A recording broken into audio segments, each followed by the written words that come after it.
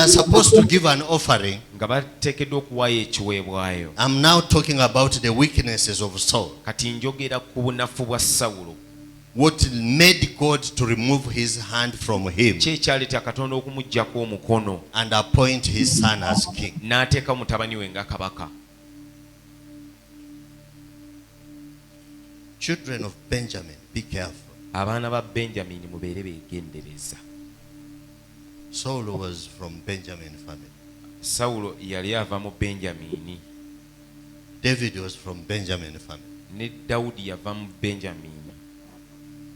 Those are the kings that God chose, Be bakabaka Katonda be yalonda and he was proud of them. era nga yali nga abajagulizaamu. But they had mistakes they made along the way. Naye balina ensobi ze baakola wakati mu lugendo. The Bible tells us Bayibuli in etugamba chapter 13, verse 13 and 14, ssuula e13 olunyiriri olw'13 that n'olw'14 Saul did not wait for Samuel's arrival nti Sawulo teyalinda kutuuka kwa Samwiri to make a sacrifice okukola saddaaka according to the promise of 7 days. nga yeesigama ku kisuubizo eky'ennaku 7.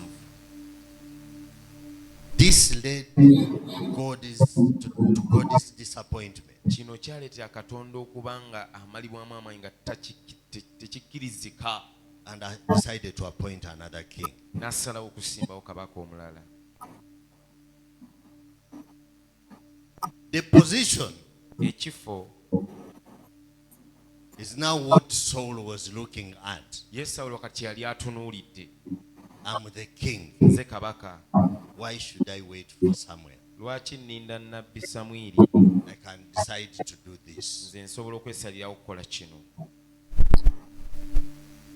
Many times Ebiseera bingi we have a pastor before us. tulina omusumba mu maaso gaffe. Someone was teaching here about the covering. Waliwo omuntu yali asomesa ku kubikkibwako. And that is very key Ekyo nno kyankizo ddala in the kingdom of heaven. mu bwakabaka bwa Katonda. Saul needed the covering of Samuel. Sawulo yali yeetaaga okubikkibwako kwa Samwiri, But because of the position, naye olw'ekifo pride ate him up. amalala ne gamulya. He wanted to demonstrate his position as a king. Ng'ayagala kulaga eryanyi ly'ekifo kye nga kabaka. So that was a mistake again he made. Eyo yali nsobi namba 3 gye yakola. Did not wait. Teyalinda. And the instructions was he waits for Samuel. Ate ng'ebiragiro byali nti ateekeddwa okulinda Samwiri paka ng'atuuse. That he went ahead and did that on his own. Ye n'agenda ne yeeweerayo saddaaka. When you read chapter 15, Bw'osoma essula 15 you will see the instances of disobedience of Saul. ojja kulaba engeri ez'enjawulo Sawulo we yajeemera, Refusing God's commands. n'agaana ebiragiro bya Katonda. God commanded him to go and destroy the Amalekites. Katonda n'amugamba agende azikirize Abamereki, But he did not take heed to that command. naye ate teyawuliriza kiragiro ekyo. That also went on record with God. Ekyo nakyo ne kigenda mu bitabo by'ewa Katonda. God started seeing a disobedient person. Katonda n'atandika okulaba omuntu omujeemu. So, when ministers don't give in church, Abaweereza bwanga tebawaayo mu kkanisa, when ministers start doing things without the covering of their leaders in the church, abaweereza batandika okukola ebintu nga tebali kubikkibwako kw'abakulembeze baabwe mu kkanisa.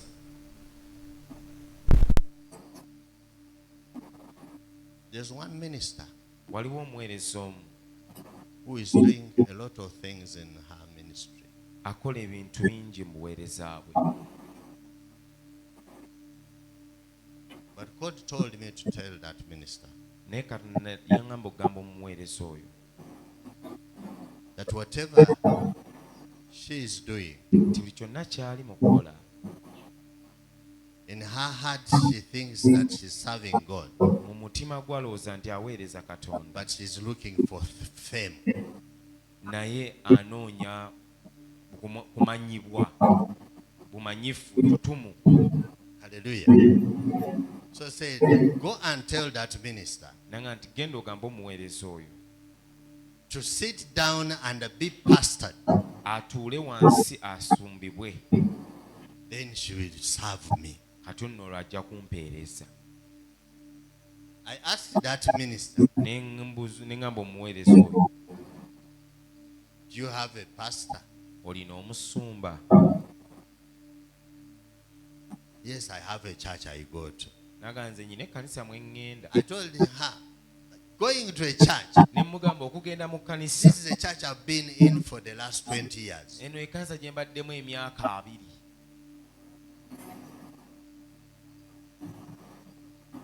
And I've been very close with the pastor. Era mbadde close nnyo n'omusumba. Asked her, how many times have you ministered in that church? Ne mbuuza mirundi emeka gy'oweereza mu kkanisa eyo? Not even once. N'ogumu yadde. I touched my head. Ne nkwata omutwe gwange bwe nti, Been in the church for 20 years as a minister. obadde mu kkanisa emyaka 2 But the ng'omuweereza, pastor has not given you an opportunity to stand on the pulpit and minister. naye ng'omusumba takuwadde omukisa kuyimirira katuuti And kuweereza, outside people are calling you left and right to minister. ate nga wabweru bakuyita okufa, Then you are not having a pastor. kati ate nga gwe toyina musumba. So this minister,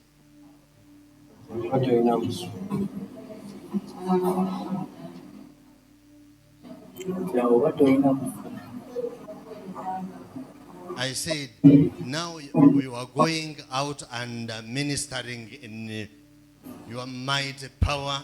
Kati ogenda wabweru n'oweereza mu maanyi amangi, People clap and shout. abantu ne bakuba engalo ne baleekaana. Without the covering of the pastor, yatulina kulikibwako musumba, then you are not ministering. Ate n'abantu batuweerezangako Katonda.